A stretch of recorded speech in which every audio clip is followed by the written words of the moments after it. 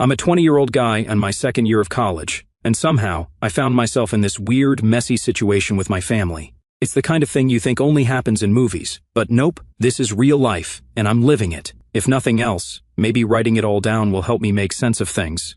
Alright, here's the backstory. I grew up in a smallish town where my family ran this bakery that's been around forever. I'm talking decades. It was originally started by my grandparents, and my parents took over after they retired. It's the kind of place everyone in town knows about, not because it's fancy or anything, but because it's always been there. People go for the same bread, pastries, and coffee they've been buying since they were kids. For my parents, the bakery isn't just a business. It's their whole life. They've poured everything into it. Late nights, early mornings, holidays, it doesn't matter. My mom would always say, "This bakery is the heart of our family," and my dad would go on about how it was our legacy. As a kid, I helped out here and there, mostly because I had to. I'd sweep floors, refill the pastry case, or bag up orders. Nothing too serious. But it was enough to give me an idea of how much work goes into running a place like that. My parents would sometimes talk about how they hoped one of us, me or my younger brother, would take it over one day. Here's the thing. I never really saw myself in that role. Don't get me wrong, I appreciated the bakery for what it was, but it wasn't my dream. I didn't have the same attachment to it that my parents did. I was more focused on school and figuring out my own path. Then there's Trevor, my younger brother. He's 18 now, but he's been the golden child since we were kids. You know the type. He could do no wrong in my parents' eyes. If he managed to clean his room without being asked, they'd act like he was the most responsible kid in the world. Meanwhile, I was expected to just handle everything without any fuss. When we were younger, I'd be the one doing most of the chores around the house while Trevor would get a pass every time. My parents would say, "Oh, he's not good at that," or "He needs more encouragement." Meanwhile, if I ever forgot to do something, I'd get a lecture about responsibility. The favoritism didn't stop there. Trevor got new gadgets for every little milestone. He passed a math test, new headphones. He got through a week of school without any issues, new video game. Me, I'd bring home good grades and maybe get a good job if I was lucky. It wasn't that I wanted stuff. It was more about how obvious the difference in treatment was. By the time I hit high school, I'd learned to just let it go. My focus was on getting into college. I worked hard, saved up what I could, and managed to get some scholarships to help cover tuition. My parents chipped in for some of it, but I also worked part-time to cover things like textbooks and groceries. When I left for college, I thought I'd finally be able to focus on myself without all the family dynamics weighing me down. For a while, it felt like I had some breathing room. I'd come home on weekends sometimes, help out at the bakery, and then go back to campus. It wasn't perfect, but it was manageable. The thing is, every time I came home, my parents would drop little hints about the bakery, stuff like, "It's so nice to have you here," or "You're so reliable, we don't know what we'd do without you." It was subtle, but I could tell they were planting the idea in my head. Trevor, on the other hand, was barely around. He'd pop in for an hour, maybe mess with the register, or eat a croissant, and then disappear. If I ever brought up how Trevor wasn't really doing anything to help, my parents would immediately brush me off. "He's still young and trying to figure things out," they'd say. "He's not ready for that kind of responsibility." It didn't make sense to me, but I stopped arguing because it always ended the same way, with me feeling like I was being unreasonable for expecting him to pull his weight. Anyway, things were going fine during my second year of college. I was staying on top of my classes, working a part-time job, and feeling like I was starting to get a handle on my future. Then, one weekend, I decided to go home for a visit. I figured it'd be like any other visit, eat a home-cooked meal, maybe help out at the bakery for a bit, and then head back to campus. But when I got there, the whole vibe was different. My parents sat me down in the living room with this super serious energy, like they had something big to tell me. Trevor was sitting off to the side, scrolling through his phone and barely paying attention. Then they hit me with it. My mom spoke first, her voice firm. "Look, we're short-staffed. Your father and I can't handle it alone, and we've decided it's time for you to step up and take your place in the family business. We want you to drop out of college. The bakery needs you." I froze for a second, trying to figure out if I'd heard her right. My dad leaned forward, like he was doubling down before I even had a chance to respond. "Trevor's not ready yet. He's still figuring things out, but you're reliable, responsible. You've always been the one we could count on." I didn't know what to say at first. I wasn't sure if they were expecting me to smile and say, "Sure, I'll just throw away everything I've been working for," or if they actually thought this was a reasonable request. Either way, I needed a second to let it sink in. Finally, I managed to ask, "You want me to what, drop out of college?" My mom nodded, like it was the most logical thing in the world. "We need someone we can trust at the bakery full-time. We can't keep running it on our own, and hiring help isn't an option right now." You could go back to school later, maybe in a few years when things are more stable. I looked at Trevor, who was sitting there with his headphones half on, scrolling through his phone. He hadn't even looked up. And what about him? I asked, trying to keep my voice steady. Why can't he help? My dad jumped in before my mom could answer. Trevor will help eventually, but he's still young. He hasn't figured out yet what he wants to do. I couldn't believe what I was hearing. He's only 2 years younger than me, I pointed out. Why does he get time to figure things out, but I don't? Why do I have to give up everything while he just hangs out? Trevor finally looked up, smirking like this whole thing was some kind of joke. I'm not really cut out for the bakery life, he said casually. I've got bigger plans. I turned back to my parents, waiting for them to say something, anything that made sense. Instead, my mom gave me this look, like she was disappointed I wasn't immediately on board. You know how much the bakery means to this family, she said. We've sacrificed so much to keep it running and provide for you. It's time for you to give back. Give back? I repeated, my voice rising a little. I've been working hard to build a future for myself. I've been paying for part of my own tuition, working part-time, keeping my grades up, and now you want me to just throw it all away because Trevor isn't ready? How is that fair? My dad's face darkened. This isn't about fairness, he said sharply. It's about family. The bakery is our legacy. Without it, we have nothing. I felt my stomach twist. Then hire someone, I said, trying to keep calm. You don't need me to do this. There are plenty of people who'd love a job. My mom shook her head. We can't afford to hire anyone right now. Things are tight, but if you come back and help, we can turn things around. We're not asking you to do this forever, just until we're back on our feet. I felt a surge of disbelief. So you expect me to drop out of college and work for you without even getting paid? How does that make any sense? I asked, my voice rising slightly. My dad's face flushed with anger. You're so selfish, he snapped. We've done everything for you, paid for your education, put food on the table, gave you a roof over your head, and now when we need you, you're turning your back on us. You think the world owes you something just because you're in college? That's when it hit me. They'd already made up their minds. This wasn't a discussion, it was an ultimatum. They weren't looking for my input, they were just waiting for me to fall in line. I'm sorry, I said, my voice trembling as I fought to steady it, but I'm not dropping out of college. I've worked too hard to get here. I'm not giving that up. My dad's expression hardened. If you don't want to be part of this family, that's your choice, he said coldly. But if you walk away now, we're done supporting you. Do not expect from us the tuition, no more rent, and no more anything. You're on your own. They knew I couldn't easily pay the rest of my college fees on my own, but I swallowed my fear. This was too big a demand to roll over and comply. I looked at my mom, hoping for some kind of reassurance, some sign that she didn't agree with him, but she just nodded. She looked disappointed. We've sacrificed so much for your education already, she said. This is the least you could do in return. Trevor, of course, couldn't resist throwing in his 2 cents. Guess you're not as reliable as they thought, he said with a smirk. I ignored him.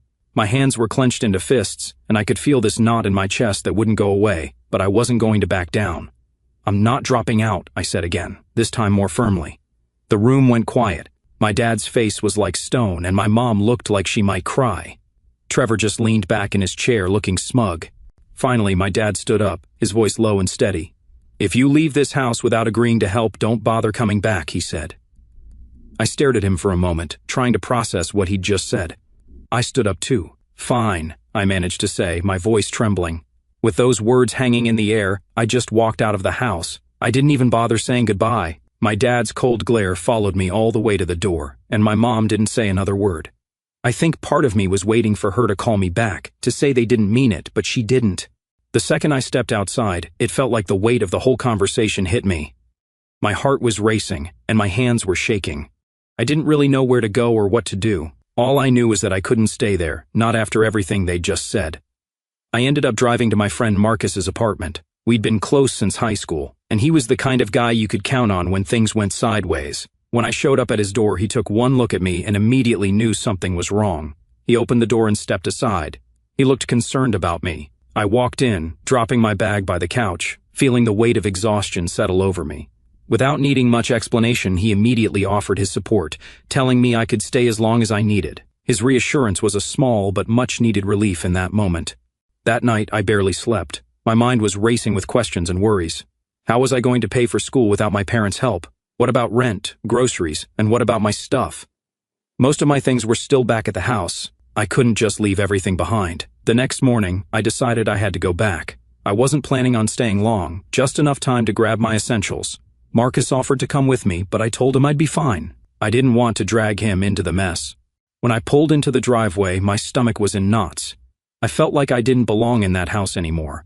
I walked in without knocking because I wasn't in the mood to wait for anyone to let me in. My mom was in the kitchen, flipping through some paperwork. She looked up when she saw me, her expression a mix of surprise and disappointment.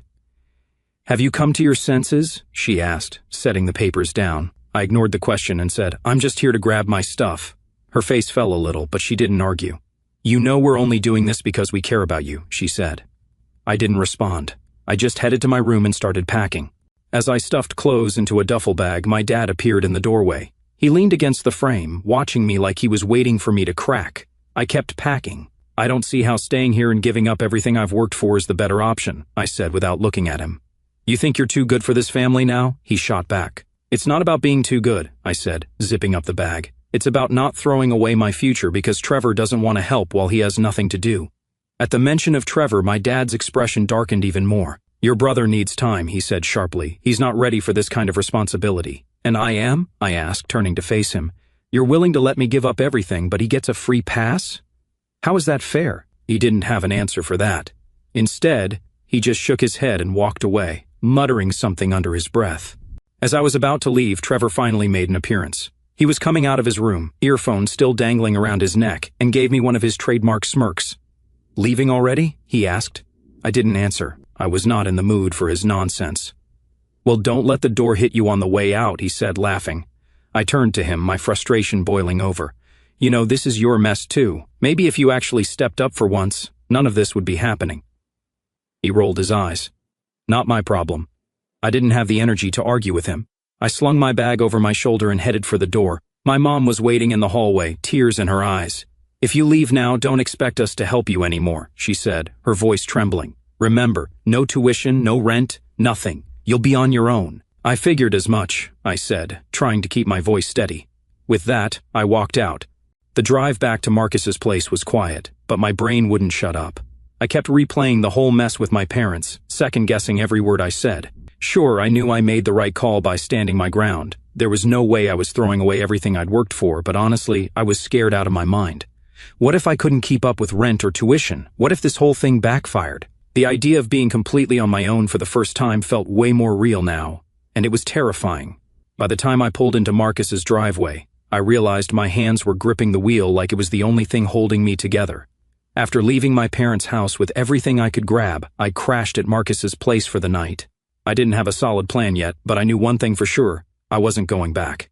No way was I giving up my future to clean up their mess. Well, the next day my parents wasted no time making good on their threats. When I woke up, I realized my phone line had been cut off. I couldn't call or text anyone until I got a prepaid plan set up. On top of that, my rent payment bounced because my mom had apparently canceled the autopay they'd been handling. It was like they wanted to remind me at every turn that I was on my own now. It felt petty and calculated, like they were trying to make me second-guess my decision. I won't lie, it worked for a second. There was a moment where I thought maybe it's easier to just go back and do what they want. But then I remembered the way my dad looked at me, like I'd failed him, and the way Trevor smirked, as if he knew I'd eventually cave and save the day. That snapped me out of it. I scrambled to figure things out. First, I went to a nearby store and got a cheap prepaid phone plan. It wasn't great, but at least I had a way to communicate again. Then I started going through all my bank accounts and other bills to make sure my parents couldn't mess with anything else. I didn't realize how much they had access to until I started digging. It was overwhelming, but I couldn't afford to miss anything. By the end of the day, I'd managed to untangle most of it. Rent, utilities, my car payment, all of it was now in my control. It felt like I was cleaning up after a storm, but at least I was making progress. The bigger issue for me at that time was money. My part-time job at the diner barely covered groceries and textbooks before all this happened. Now I had to figure out how to stretch that income to cover rent, utilities, and everything else.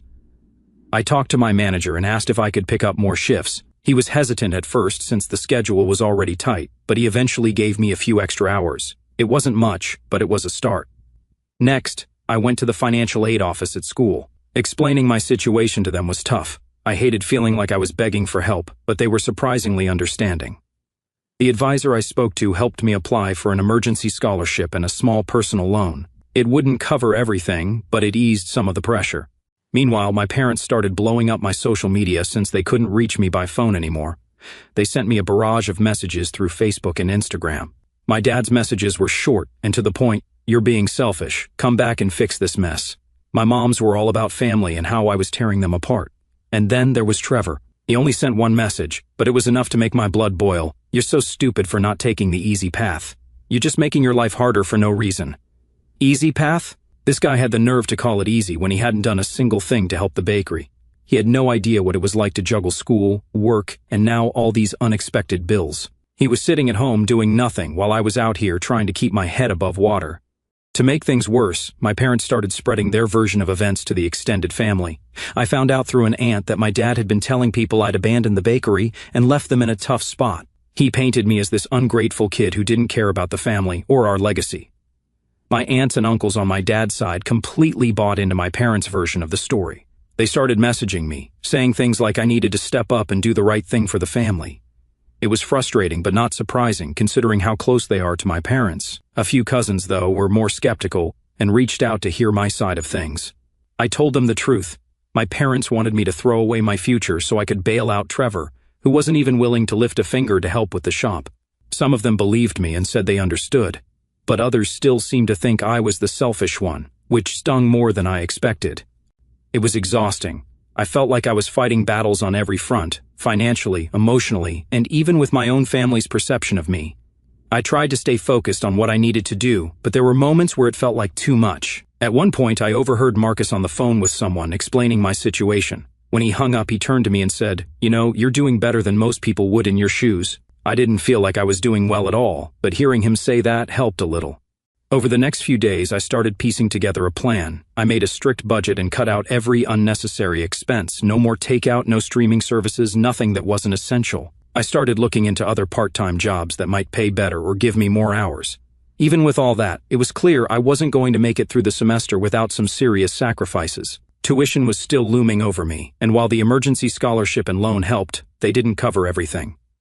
My parents kept sending messages, though the tone shifted slightly. My dad's messages stayed firm and demanding, but my mom's became more desperate. She wrote things like, "Trevor isn't handling the pressure well, and we really need you to come back before it's too late." They made it sound like the bakery was on the brink of collapsing.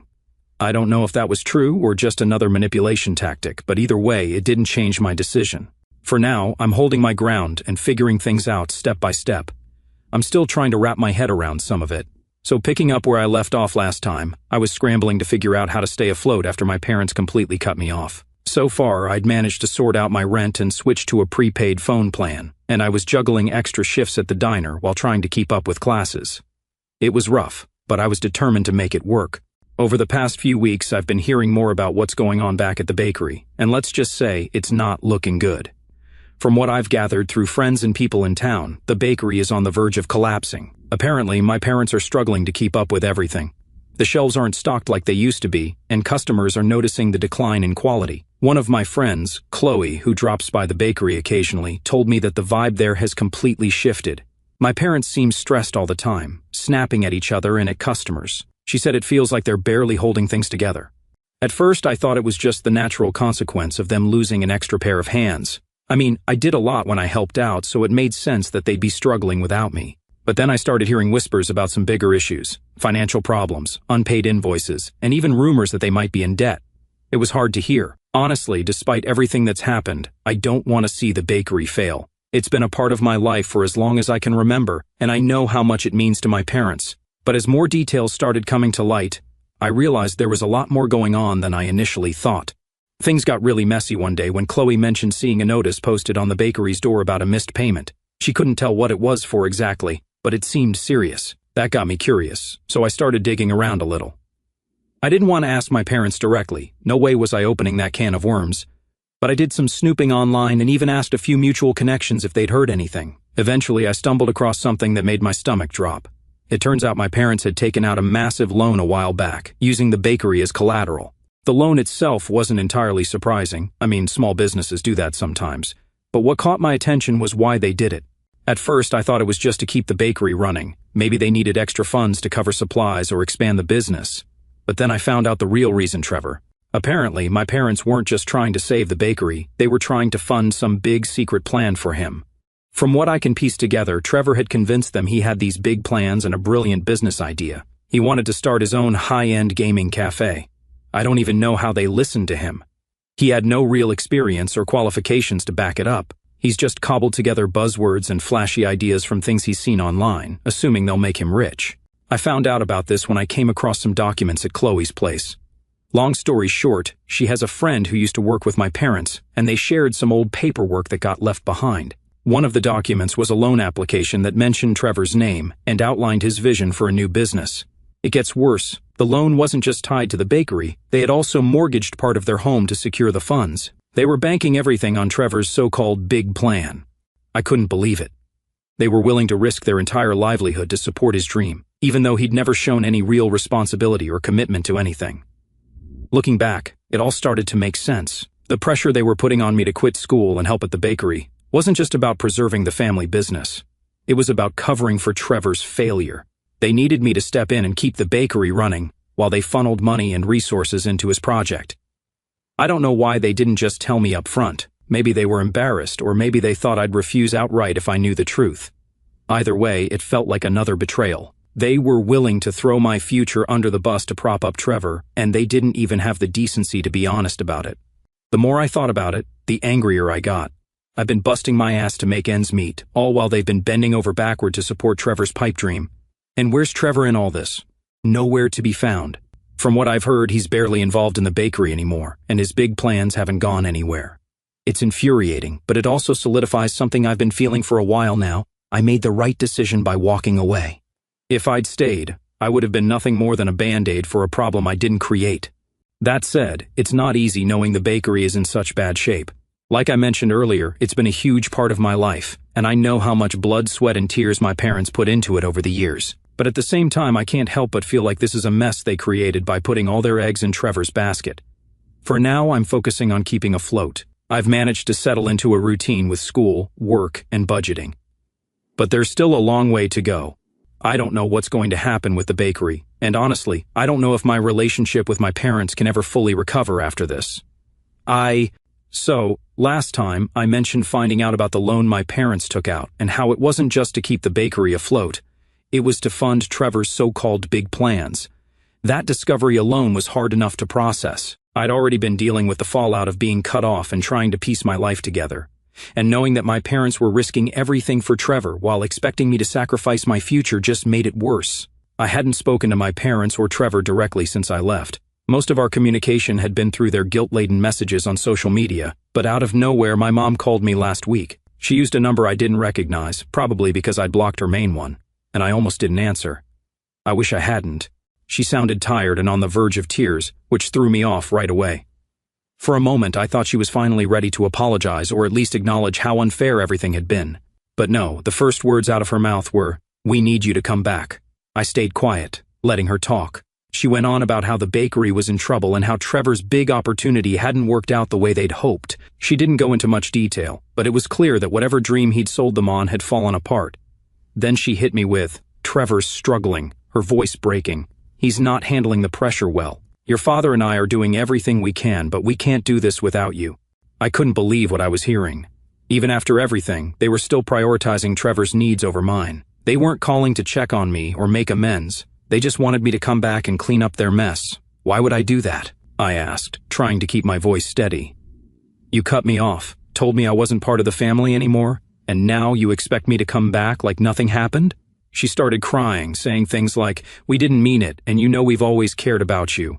But when I pressed her about the loan and Trevor's involvement, she got defensive. She claimed they were just trying to help him find his path, that they believed he had potential, and that sometimes you have to take risks for family. I told her that risking the bakery and their home on Trevor's pipe dream was reckless, especially when he had no real experience or track record. She didn't have much to say to that, except, "We thought it would work out." That's when my dad got on the phone. He was angry. He accused me of abandoning them and said I was being selfish for refusing to help. "This family raised you, gave you everything, and now you're turning your back on us when we need you most," he said. I snapped. "You didn't need me when you decided to mortgage the bakery for Trevor. You didn't need me when you cut off my tuition or canceled my rent payments. You only need me now because you're out of options and Trevor can't fix this mess." My dad got even angrier, saying I had no idea how hard they'd worked or how much they'd sacrificed for the bakery and for me. But at that point, I was done. Sacrifice? I said. You're the ones who made the choice to risk everything for Trevor. You didn't ask me what I thought, and you didn't care what it cost me, so don't sit there and act like I owe you anything. I hung up before he could say anything else. The call left me shaken, but it also confirmed something I'd been avoiding for a while. I needed to cut them out of my life completely. Every interaction with them just reopened old wounds and reminded me of how little they valued me compared to Trevor.